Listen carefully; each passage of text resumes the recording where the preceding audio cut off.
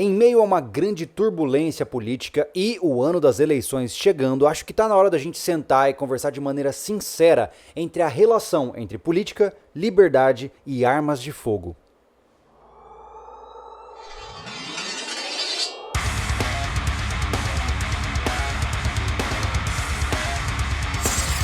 Olá, eu sou o Júlio Lobo e hoje vamos conversar sobre esse tema que é considerado tão polêmico, até mesmo quase que desnecessariamente polêmico, que são as armas de fogo, que é a política e que é a liberdade individual. Eu já recomendo àqueles que são ditos desarmamentistas, que não gostam de armas de fogo, que fiquem aqui no vídeo para entender a nossa lógica por trás. O meu objetivo aqui não é ofender você, meu objetivo aqui não é xingar ninguém, é realmente trabalhar o que nós pensamos como um caminho mais saudável, ok? Devo enfatizar também que comentários agressivos que vão xingar e depreciar serão deletados aqui do nosso canal, até porque isso não significa censura, significa que você não pode entrar na casa de alguém e ficar falando palavrão na sala, na verdade fica de mau agrado essa história. Então aqui a gente controla os nossos comentários para manter o nosso ambiente saudável, beleza? Dito isso, vamos começar a nossa conversa. Por que neste momento? Por que o sobrevivencialismo decidiu abordar esse tema agora? Tudo na vida tem um motivo. Veja só, 2022 nós teremos a época de eleição. Será uma época extremamente conturbada, mais do que já está agora, até porque a sociedade está passando por mudanças comportamentais muito estranhas por conta dessa pandemia. As pessoas estão realmente meio zuretadas e tudo isso vai impactar na escolha do nosso próximo governante. Então a gente tem que ficar muito atento nesse momento porque muitas coisas podem acontecer. Mais do que isso, nós temos já uma batalha política em andamento neste momento. Neste momento em que nós conversamos aqui, já existem vários projetos de lei que visam aumentar ainda mais as restrições do Estatuto do Desarmamento e derrubar os decretos que Jair Bolsonaro assinou recentemente. E por outro lado, nós temos o outro lado da moeda, que são aqueles que defendem o mundo das armas de fogo, que estão engajados em tentar ganhar mais flexibilizações e mais espaço para suas práticas esportivas e de defesa pessoal. Vamos começar pelo começo. Por que esses caras armamentistas gostam tanto de armas de fogo? Vamos tentar explicar a lógica que nós utilizamos do porquê é tão importante você ter uma arma, ok? Vamos lá, primeiro passo que a gente tem que entender é que a arma ela não é um objeto, ela é uma representação, ela é um elemento que carrega consigo toda uma simbologia. Por quê? Porque ela é um instrumento equalizador a nível individual e a nível social. O que eu quero dizer com isso? Se você hoje é uma pessoa com pouca força física, uma pessoa mais idosa, que tem doenças ou qualquer outra coisa, você, se tiver que se defender contra um agressor que quer tomar a sua vida, as suas chances vão ser pequenas. Por quê? Porque você é mais vulnerável do que um cara de 30 anos atlético, certo? O que a arma de fogo faz? Ela te dá chance de salvar a sua vida de forma equalizada. Ou seja, você, por exemplo, uma pessoa com 65 anos, consegue estar em pé de igualdade de um homem de 30 anos com um corpo atlético. Essa que é a grande diferença. Você dá margem de segurança para que ambos possam jogar no mesmo nível. Isso a nível individual. A nível governamental, veja, se a gente for olhar um pouquinho na história humana, sempre que a população esteve desarmada, nós tivemos um governo mais opressor. Por quê? Porque se a população não tem capacidade de reagir ou sequer ameaçar quem está no poder, este que está no poder geralmente vai exceder a sua dose. E aí que surgem os campos de concentração, os gulags e semelhantes. Então, ter uma arma consigo é também deixar claro para aquele que te governa de que você não vai ceder a qualquer coisa. Isso faz com que o governo tenha que andar em cascas de ovos para cada tipo de alteração que ele quer fazer no país. Quando você não tem essa capacidade de ameaçar o governante, e quando eu digo ameaçar, não é você apontar uma arma para ninguém, tá, gente? É quando o governo entende que a população insatisfeita pode se tornar violenta e derrubá-lo, ele vai tomar muito mais cuidado com suas decisões. Agora, se essa população não tem nenhuma forma de reação, a não ser passeatas, pode ter certeza que esse governo vai acabar excedendo e vai acabar comendo muito mais da sua vida individual. Talvez agora o seu contra-argumento seja: mas Júlio, poxa, nem precisa disso, cara, pra que você quer arma? Você não precisa disso, você mora num lugar que não é violento. Olha só, gente. Você acha que um país que tem uma ogiva nuclear, ele tem como interesse utilizar aquela ogiva nuclear? Geralmente não. Ele é um elemento de dissuasão, certo? E por que essa ogiva nuclear existe? Porque o outro tem. A ideia de um país que quer se tornar nuclear geralmente é para mostrar para o outro país que já tem uma ogiva nuclear que é melhor não mexer com ele, certo? Então, se a gente puxar isso para nossa realidade, é mais ou menos a mesma coisa. Porque, olha só, a regra é que criminosos não seguem a lei, ok? Os criminosos, por definição, não seguem a lei. Então, mesmo com o Estatuto do Desarmamento, o crime continua armado, certo? Então, se estiver desarmado e o crime estiver armado, eu não tenho capacidade de dissuasão. Agora, se os bandidos em geral soubessem que grande parte da população está armada, eles iam pensar muito mais antes de fazer os diferentes assaltos, sequestros e violências que a gente vê diariamente no nosso país. Eu acho que talvez agora a gente entra num ponto que é muito complicado, né? Mark Twain fala que é muito mais difícil você convencer alguém que foi enganado do que enganar esta pessoa. Então, olha só, hoje muitas das evidências e dos dados que você vê sendo passados na TV nem sempre tem fundo de verdade. Um dos dados que é muito utilizado pela cultura desarmamentista é dizer que as armas, por estar sendo liberadas, vão permitir que qualquer um possa carregar armas consigo e que os bandidos poderão se armar ainda mais.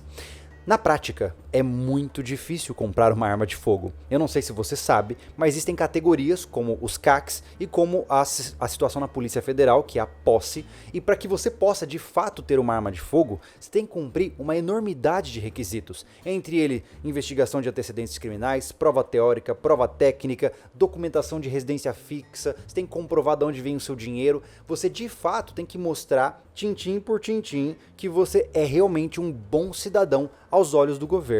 Então, não é muito fácil você chegar numa loja e comprar uma arma. Hoje, mesmo com todos esses requisitos, tá? Eu tô gravando esse vídeo agora 5 de março de 2021. Mesmo cumprindo todos esses requisitos, tá? Você ganha o seu registro de atirador esportivo. E aí, quando você vai comprar uma arma, você ainda tem que esperar de 2 a 4 meses para conseguir pegar essa arma. Ok? Então entenda que não é tão simples. Eu vejo que a mídia muitas vezes coloca: o Bolsonaro tá liberando as armas de fogo para qualquer um. Não necessariamente. Não é assim que mais ou menos funciona. Já pelo outro lado, quando a gente começa a olhar os fatos como eles realmente são, os bandidos, eles não roubam as armas de nós, cidadãos de bens, tá? A quantidade de armas que foram registradas e que foram roubadas é muito, muito, muito ínfima. A grande parte das armas de fogo que chegam na mão dos criminosos geralmente vem por conta do mesmo caminho das drogas.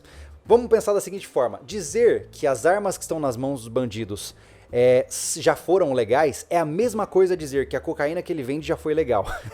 Entenda que a mesma rota que leva a maconha, cocaína, o crack na mão do traficante é exatamente a mesma rota que leva a arma de fogo até ele.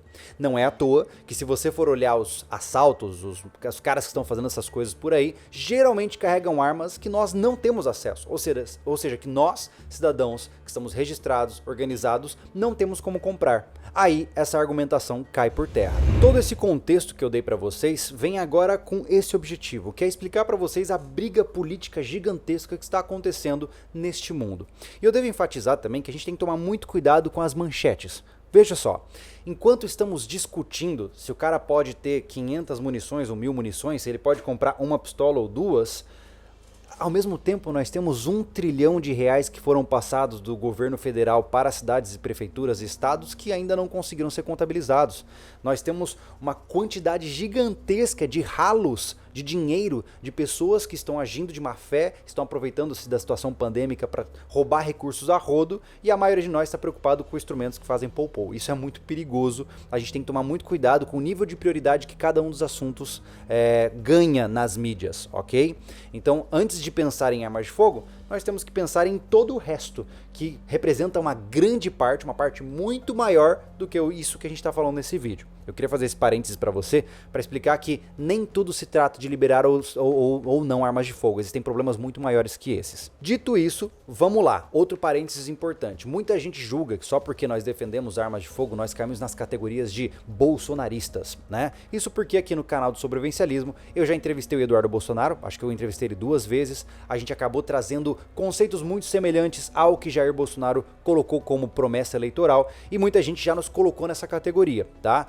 Devo enfatizar para vocês o seguinte, senhores, eu participava de um clube de tiro onde eles estavam presentes, e eu, como um bom conteudista, é claro que eu vou aproveitar para entender como o cara pensa. Isso para mim é uma oportunidade de criar um conteúdo diferente para vocês acompanharem. Veja que curioso, eu entrevistei Marina Silva também, você pode conferir, vou deixar o link aqui na descrição, e ninguém me chama de marinista. Isso porque, na época do período eleitoral, eu comecei a tentar conversar com a maior quantidade de políticos possíveis para a gente ver como é que esse panorama estava rodando. Só que, infelizmente, o lado da esquerda, de certa forma, como é nomeado hoje no Brasil, não me deu essa abertura. Eu não consegui entrevista com ninguém, a não ser com Marina Silva. Então eu estou contando essa história para vocês, para deixar claro que eu sou um interesseiro eleitoral. Eu voto em quem vai me dar vantagens que são apropriadas para mim. Quem vai ajudar a minha vida, a minha família. Eu não estou votando em Jair Bolsonaro. Eu estou votando no que ele vai trazer para mim. Ou seja, eu voto em serviçais que vão me servir melhor. Ok? Eu não idealizo pessoas. Eu não vejo o cara e falo, nossa, como ele é legal. Não, ele é meu serviçal. Ele tá ali para me servir e se reclamar demais eu tiro ele do lugar. Então, com tudo isso dito, eu peço, cara, é um apelo aqui para você. Toma muito cuidado com quem você vai escolher para comandar este país em 2022. Porque a tendência, é como eu disse, está todo mundo meio zuretado da pandemia, as pessoas estão muitas vezes até ociosas demais e acabam procurando sarna para se coçar. Então, cara, vai com calma, pesquisa o que cada um dos candidatos vai trazer para você e quais são as agendas que eles defendem, ok? E isso me traz mais uma reflexão importante aqui. Para aqueles que gostam de armas de fogo, a gente está com opções muito limitadas, certo? Eu tenho vários pontos que eu não gosto das decisões de Jair Bolsonaro, mas quando eu olho para o calendário, para o cardápio presidencial, eu percebo que são dos candidatos que potencialmente vão concorrer às eleições, eu acho que ele é o único que defende as armas como um todo, ou seja, o acesso às armas pelo cidadão brasileiro. E isso me preocupa muito, porque as minhas chances de continuar tendo a minha liberdade de ter uma arma na minha casa, de praticar o meu esporte, são pequenas. Então eu digo pra você aí que hoje é um atirador esportivo ou gosta de armas de fogo, cara, se engaje politicamente e defenda aquilo que você julga ser importante pra você. Não adianta você ficar só revoltado, compartilhar coisas no Facebook. Seja mais profundo do que isso. Quando, por exemplo, um projeto de lei absurdo entra em discussão, o que você tem que fazer? Vai no Instagram do político, cara, e confronta ele de maneira educada. Não seja um iliterado, um bruto, tá? Ir lá e xingar o cara, só prova o ponto dele, ok? Então, olha só, eu vou te pedir um favor aqui. Aqui na descrição eu coloquei uma lista, muito obrigado pelo Jorge da InfoArmas por me trazer essa lista bem estruturada. Tem uma lista de todos os projetos de lei que estão rodando neste momento com o objetivo de cortar o nosso acesso às armas de fogo. O que você pode fazer é entrar nesses projetos, você vai votar no não, caso você de fato está pensando como a gente, certo? E aí depois disso, veja o nome dos criadores dos projetos de lei, vão até seus Instagrams e questionem por que eles estão fazendo algo que não tem sentido ou que não tem base evidencial. Mais uma vez, de forma educada, respeitosa. E por que eu estou te pedindo isso? Porque se você não agir politicamente agora para defender os seus interesses, sejam eles quais forem, alguém vai definir esses interesses por você, tá? Se você não é ativo politicamente, você será controlado por quem é. Lembre-se disso. Então, perceba que existem várias iniciativas legais para defender essa visão do armamento para a população. Existe aí o Marcos Polon que está com ProArmas, vou deixar aqui embaixo também, ele agora vai ter, se não me engano, uma reunião no dia 9/7, lá na esplanada dos ministérios, se eu não me engano, vou deixar aqui embaixo. Enfim, tem muita gente dedicando seus tempos pessoais, deixando de estar com as suas famílias, para criar ações, para tentar explorar essa visão de que, gente, não é tão ruim assim, o negócio faz sentido para muitas e muitas pessoas. Historicamente falando, você ter uma arma na sua casa faz sentido, tanto do ponto de vista individual, como do ponto de vista social. A grande questão é que eu não quero que você tenha uma arma em casa de forma obrigatória. Eu só simplesmente não quero que você me proíba de ter a minha.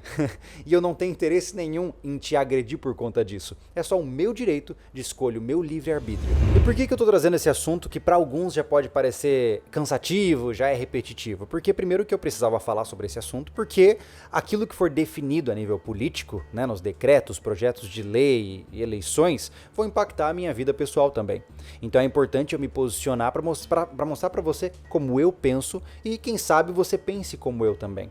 Então, se você vê lógica nos nossos argumentos, cara, vai atrás, pô, vai se divertir nesse processo, se torna um atirador esportivo, aprenda a atirar, é muito legal participar de competições, compre bons equipamentos, comece a se tornar um cara muito mais capaz, não só de defender a sua vida, como também de ter um hobby interessante. Só quem não atirou não sabe como é legal atirar, é muito legal. Se você tiver essa mente aberta, né, não tiver inflamado aí pelas discussões políticas, eu recomendo.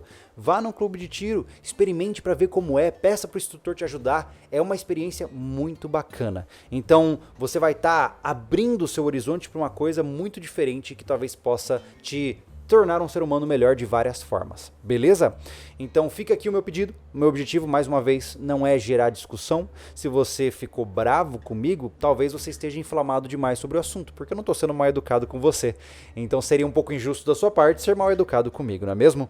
Se você concorda com o que eu disse, fique à vontade para deixar a sua curtida aqui embaixo, se inscreva no canal, nós temos conteúdos muito legais voltados para esse assunto aqui também, e muitos outros, né? O nosso canal ele é muito variado, aqui tem horas que a gente está falando de criar peixe em caixa d'água, tem hora que a gente está falando de armas de fogo e assim consequentemente. Então fique à vontade para acompanhar o nosso conteúdo. Todos os nossos apoiadores, todas as marcas que fazem esse sistema acontecer, inclusive a nossa loja com os nossos produtos exclusivos da nossa marca, estão aqui embaixo. Fique à vontade para conferir e quem sabe nós nos vemos muito em breve em um mais novo vídeo. Amanhã, se você está vendo esse vídeo no dia de lançamento, amanhã sai um vídeo fantástico sobre criação de abelhas sem ferrão. Corre lá para dar uma olhada, se caso você está vendo esse vídeo depois, se não, fica na ansiedade aí e acompanha na estreia às 20 horas amanhã esse conteúdo bem diferente, beleza? Obrigado pela força de todos vocês, eu sou o Júlio Lobo e esteja preparado.